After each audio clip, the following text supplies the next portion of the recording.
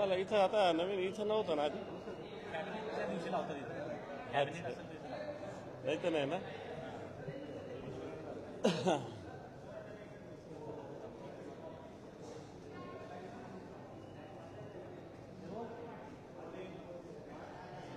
फ्रान्समधल्या कंपनीनं MMRDAच्या वरिष्ठ अधिकाऱ्यांवर आरोप केलेले आहेत की त्यांच्याकडे लाच मागितली गेली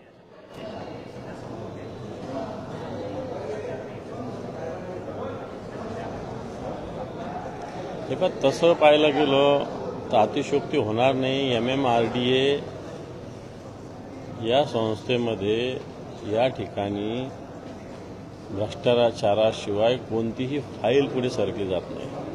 नुसतं काम करायचं सोडा, फाईलसुद्धा पुढे जाण्याचे पैसे या MMRDA मध्ये दिले जातात. आणि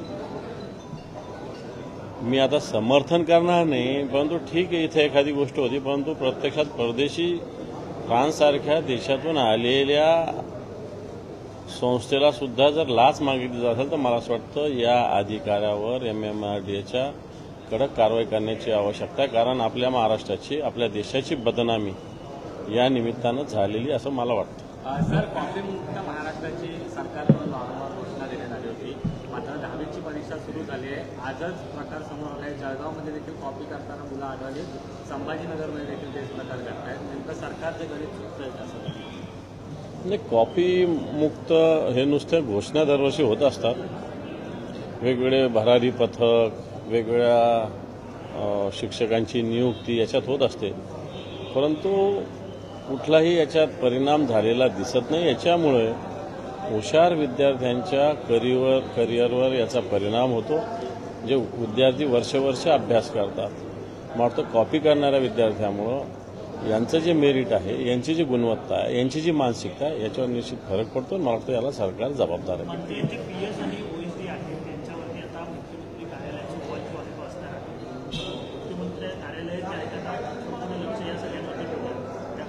असलंच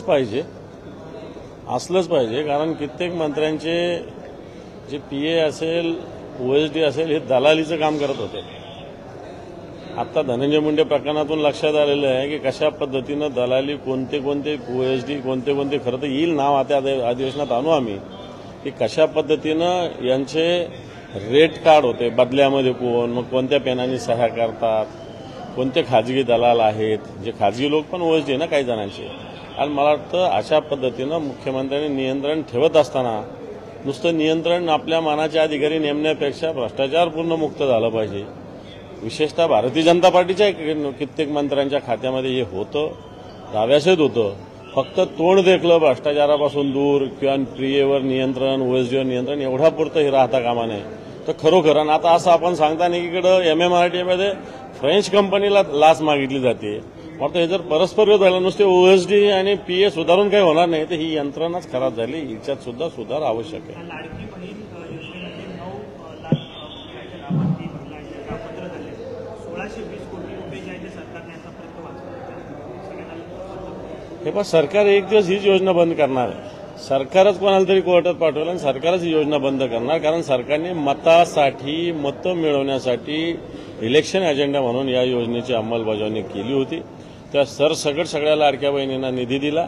आता या लाडक्या बहिणी यांना सावत्र झालेल्या आहेत आणि आता यांचा निधी बंद करतायत. सरकारने आधीच का नाही केलं? मग सरकारने ज्यांचा बंद केला त्यांचा निधी जो दिलेला मागच्या 6 महिन्याचा वसूल करणार आहे का? मात्र या सगळ्या गोष्टीचं उत्तर सरकारने दिलं पाहिजे.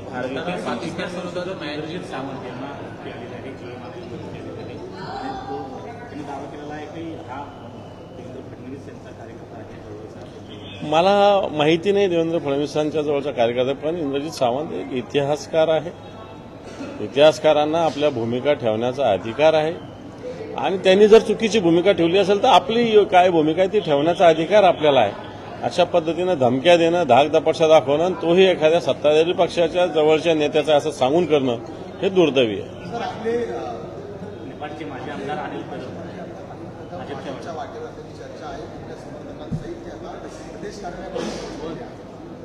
मला माहिती नाही आहेत नाही आहेत, पण आता बरेच जण चालत्या डब्यात बसत असतात, त्याच्यात ते बसत असेल तर मला काय माहिती नाही.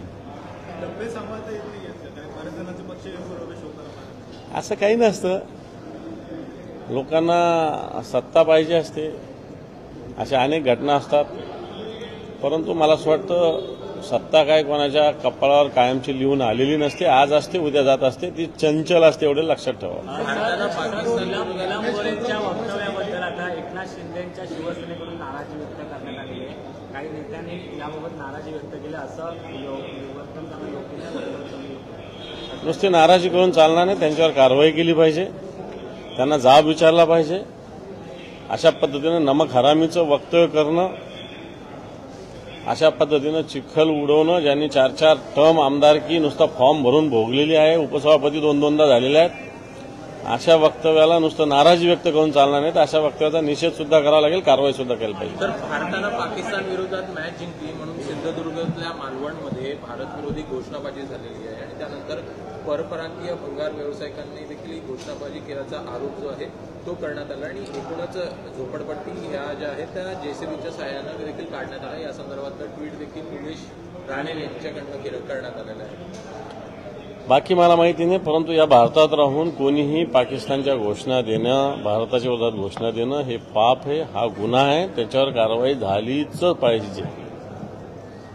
असं अमोल कोल्हे यांनी एक महत्वाचा खुलासा केलाय. ते म्हणाले स्वराज्य रक्षक संभाजी मालिकेचा जो शेवट होता तो दाखवण्यासाठी माझ्यावर दबाव होता. आता कलावंत सुद्धा दबावाखाली काम करावं लागतं, हे आपलं दुर्दैव आहे असं मी म्हणेल. कारण आपला एक व्यक्ती स्वातंत्र्याचा देश असताना नुसतं मालिकेचा शेवटचा भाग दाखवण्यासाठी दबाव टाकणं एखाद्यावर आणि अशा भूमिका व्यक्त करणं मला असं वाटतं चुकीचं आहे. माणिकराव कोकाटे यांच्या शिक्षेला जी स्थगिती काही कोर्टाने शिक्षेला स्थगिती दिली तरी शिक्षा काही संपली अशातला भागने स्थगिती झाली तरी काय शिक्षा नाही झाली असा त्याचा अर्थ होत नाही. वरच्या कोर्टात होईल, परंतु जो न्याय राहुल गांधींना लावला होता, जो न्याय सुनील केदारनं लावला होता, उलट विधानसभेचे अध्यक्ष असं म्हणतात की माझ्याकडे कोर्टाची प्रतच आलेली नाही. 3 दिवस झाले होते, ठीक आहे, पुन्हा रिएस्टेट करायचं असतं स्थगिती दिल्यानंतर. परंतु अशा पद्धतीनं ज्यांना कोणत्याही कोर्टाने आरोपी ठरवलेले अशा मंत्र्यांना मंत्रिमंडळात राहता कामा नये, अशा प्रकारचा एक संकेत आतापर्यंत आहे. सर, महसूल विभागाचे उपजिल्हाधिकारी तहसीलदारांची खेळमध्ये एका अनधिकृत रिसॉर्टवर पार्टी रंगाचे व्हिडिओ आता समोर आलेले आहेत. कशा प्रकारे बघता अनधिकृत रिसॉर्टचा मालकही या पार्टीमध्ये समोर उपजिल्हाधिकारी तहसीलदाराकडे फिरताना दिसला. अधिकाऱ्यांनी जबाबदारीने वागावं एवढंच मी सांगतो. सर, मराठी शाळांसंदर्भातले एक विषय महत्त्वाचा, संख्या कमी झालेल्या मराठी शाळा बंद करण्याचा एकंदरीत त्या ठिकाणी शिक्षा पुढे देण्याचा डाव आहे तो सरकारने आखलेला आहे. त्यामुळे मराठी शाळा बंद होण्याची भीती व्यक्त केली. एक जरी विद्यार्थी असला तरी त्याला शिक्षक द्यावा लागेल, कारण शिक्षणाचा अधिकार प्रत्येक विद्यार्थ्याला आहे. एक जरी विद्यार्थी कुठे असेल तर त्याला शिक्षक सरकारने द्यावा. चला, थँक्यू.